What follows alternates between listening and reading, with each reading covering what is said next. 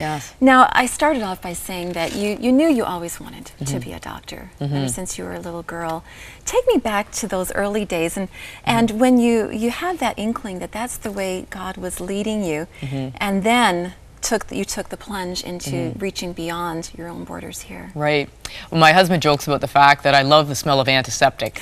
And when I was a kid, my mom is a nurse and worked up at a kids camp. And I remember being in the little infirmary hospital there and smelling the antiseptic. And somehow I liked it and always kind of wanted to do some sort of medical work.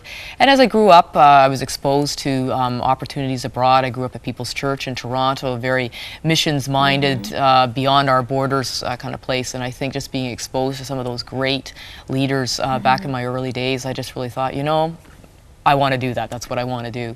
And so I studied and went through medicine, and you know, those weren't always easy times. You know, I didn't get in medical school the first time that I applied, and I remember I was just devastated. I thought, God, I thought I promised you I was going to do this. You know, what's happening? And yet, you know, God answered my prayer, and the next year I got in and just kept moving through my training. I was going to do pediatrics, and then at the last minute just went into obstetrics, and I really realized how God was guiding me in that area, because I had no idea how difficult the situation was for safe motherhood around the world. So being an obstetrician really opened up that door for me. And I went with Interserve to the Middle East and was working there.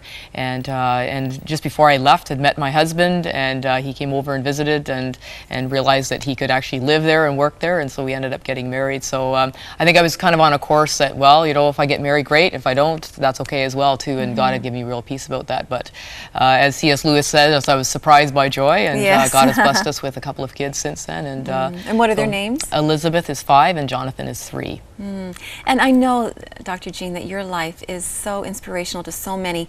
In fact, someone that's close to my heart, my niece, Hannah, just graduated from McMaster University in their pre-med class, and is now applying to med school. And actually, you were instrumental in directing the course of her life, because she saw when you were here on 100 Huntley Street a few years ago, giving your story, she said, you know what, I've always known, like you, wanted to be a doctor, but now I know the direction I wanted to take, and she is going to be OBGYN, and she wants to go and work in developing countries. And so I thank you for that little inspiration you've had in her life. Well, it's my pleasure. I mean, I think we inspire one another on, and I think that's what we always want to be doing, is just encouraging others.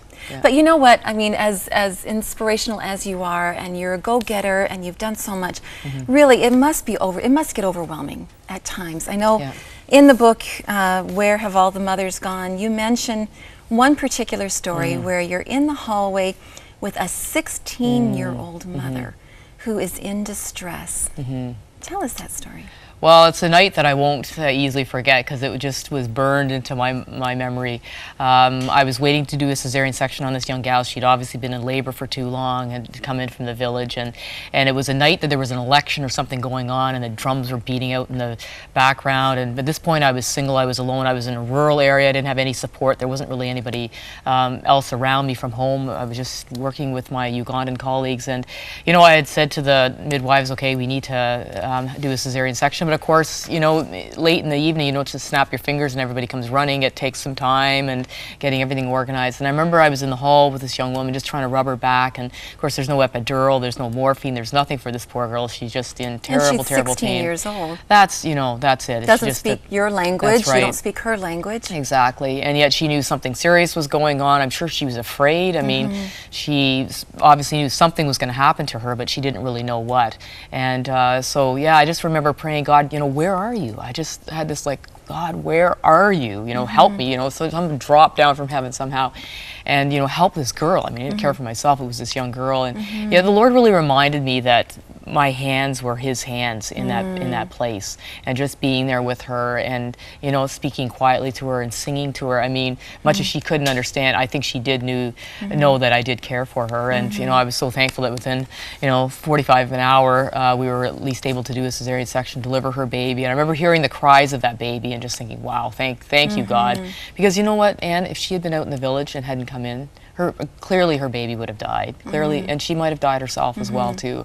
And so I was just grateful that she had the skilled attendant that she needed, that there was a hospital there, that there was eventually what she needed. And yet there's thousands and thousands of women around the world that is not available for them. And I think in the 21st century, how can we allow this tragedy to go on? I think as Christians, as people who just are caring people at all, we need to say, you know what, this needs to stop, and what can we be doing? And that's really what we're trying to do with the Save the Mothers program, is bring about the societal change and the expectation that mothers should not die from pregnancy complications. And again, if anyone wants to get in touch with you and Save the Mothers, your website is savethemothers.org, and we'd be delighted to hear from you. You can get some information about my book as well too, and ordering that online. And we just welcome people's participation. I think it's a real area that Canadians can become involved in. So many have gotten involved with the HIV/AIDS campaign, done so much, and that's absolutely wonderful.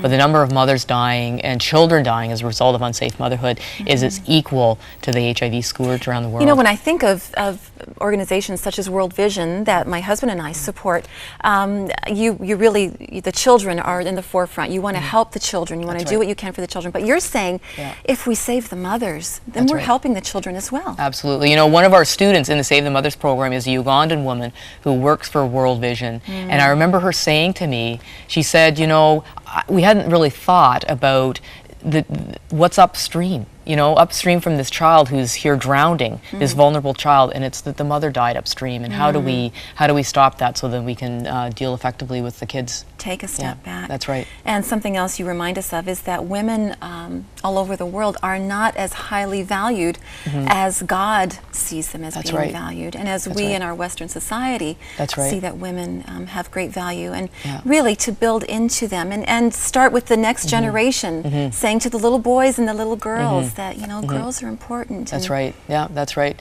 Because you can look around the world, in any society where women are valued, or not being valued, I should say, you don't see a thriving society. And so it's so important for women to play their role. And you know, you look back in the Bible, you know, there were who was bringing those little children to the Lord? It was the mothers. You know, it was the mothers bringing these little children to be blessed by the Lord. And what were they? They were turned aside. Somebody turned. They are not important enough. These women and children are not important enough. And so it's been going on for thousands of years. And how do we say, you know what? That wasn't the attitude Christ said. Christ rebuked those people, and he said, suffer those little children, suffer those mothers to come and bring those little children. And I think that's our role as well too, to make sure that those children and mothers are brought. And Dr. Jean, you close off each chapter in your book with a quote from a notable author, and I just want to read this particular quote. On the day when it will be possible for woman to love not in her weakness but in her strength, not to escape herself but to find herself, not to abase herself but to assert herself, on that day love will become for her, as for man, a source of life and not of mortal danger. We can build that into women all around the world, and then they will have what they need, because then they will be valued by society. That's right. Thank you, Dr. Jean Chamberlain-Froese, for being with us and for bringing to light this very big need that we all need to be aware of. That's right. And we just want to continue to pray for you and remind you that you can log on to her website, log on to our website at crossroads.ca if you want any more information on Save the Mothers. Thank you again for being with us. Thank you.